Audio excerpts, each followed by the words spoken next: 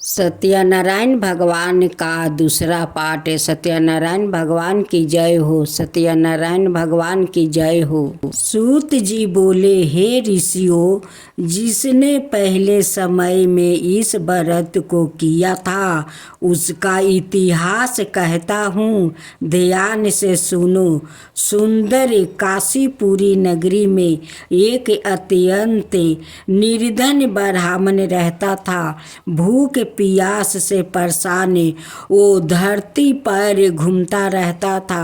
ब्राह्मण से प्रेम करने वाले भगवान ने एक दिन ब्राह्मण का भेष धारण कर उसके पास जाकर पूछा, हे वीर पे, नित दुखी होकर तुम पृथ्वी पर क्यों घूमते हो? दीन ब्राह्मण बोला, मैं निर्धन ब्राह्मण हूँ, भिक्षा के लिए धरती पर घूमता हूँ।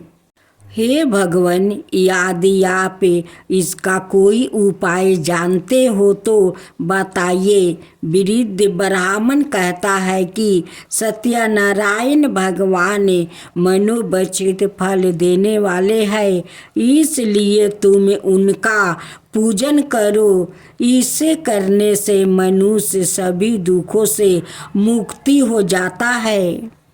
वृद्ध ब्राह्मण बन कर आए सत्यनारायण भगवान उस निर्धन ब्राह्मण को व्रत का सारा विधान बताकर अंतर्ध्यान हो गए। ब्राह्मण मन ही मन सोचने लगा कि जिस व्रत को वृद्ध ब्राह्मण करने को कह गया है, मैं उसे जरूर करूँगा। यदि निश्चय करने के बाद उसे रात में नींद नहीं आई, वो सवेरे उठकर सत्यनारायण भगवान के व्रत का निश्चय कर भिक्षा के लिए चल गया। उस दिन निर्धन ब्राह्मण को भिक्षा में बहुत धन मिला, जिससे उसके बंधुओं के साथ मिलकर श्री सत्यनारायण भगवान का व्रत संपन्न किया। भगवान सत्यनारायण का व्रत संपन्न करने के बाद वो निर्धन ब्राह्मण सभी दुखों से छूट गया और अनेकों प्रकार की संपत्तियों से युक्त हो गया। उसी समय से यह ब्राह्मण हर माह इस व्रत को करने लगा।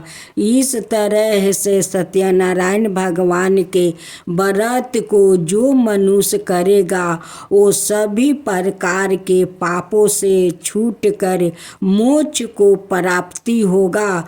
जो मनुष्य इस व्रत को करेगा वो भी सभी दुखों से मुक्ति हो जाएगा। सूत जी बोले कि इस तरह से नारद जी से नारायण जी का कहा हुआ श्री सत्यनारायण व्रत को मैंने तुमसे कहा। हे पीड़पो, मैं अब और क्या कहूँ? ऋषि बोले, हे मुनिवर, संसार में उस विरपा से सुन कर और किस ने इस व्रत को किया, हम सब इस बात को सुनना चाहते हैं। इसके लिए हमारे मन में श्रद्धा का भाव है। सूत जी बोले, हे मुनियों, जिस ने इस व्रत को किया है वो सब सुनो। एक समय वो ही विरपा धन वो ईश्वर के अनुसार अपने बंधुओं के साथ इस व्रत को करने को तैयार हुआ। उसी समय एक लकड़ी बेचने वाला बूढ़ा आदमी आया और लकड़ियाँ बाहर रख कर अंदर ब्राह्मण के घर में गया।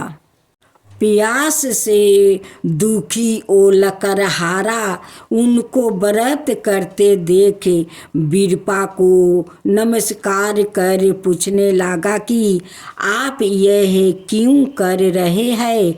और इसे करने से क्या फल मिलेगा, कृपया मुझे भी बताइए।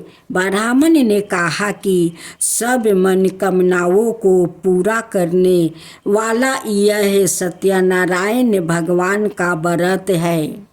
इनकी कृपा से ही मेरा घर में धन धनाय आदि की वृद्धि हुई है। वीरपा से सत्यनारायण व्रत के बारे में जानकर लकड़हारा बहुत प्रसन्न हुआ। चनामृत लेकर वो प्रसाद खाने के बाद वो अपने घर गया। लकड़हारा ने अपने मन में संकल्प किया कि आज लकड़ी बेचने से जो धन मिलेगा उसी से सत्यनारायण भगवान का उत्तम व्रत करूँगा। मन में इस विचार को ले बूढ़ा आदमी सिर पर लकड़ियाँ राख उस नगर में बेचने गया जहाँ धनी लोग ज़्यादा रहते थे। उस नगर में उस आदमी लकड़ियों का दाम पहले से 4 गुना अधिक मिलता है। बूढ़ा प्रसन्नता के साथ दाम लेकर केले, शक्कर, घी, दूध, दही और गेहूं का आटा ले और सत्यनारायण भगवान के व्रत की अन्याय सामग्रियों लेकर अपने घर गया।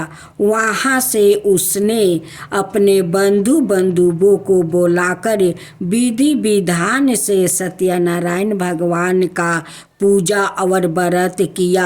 इस व्रत के प्रभाव से वो बूढ़ा लकड़हारा धन पुत्र आदि से युक्त होकर संसार के समस्त दुख भोगे अंत काल में वैकुंठ धाम चला गया।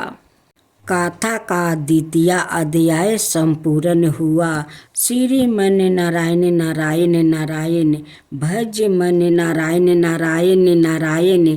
श्री सत्यनारायण भगवान की जय।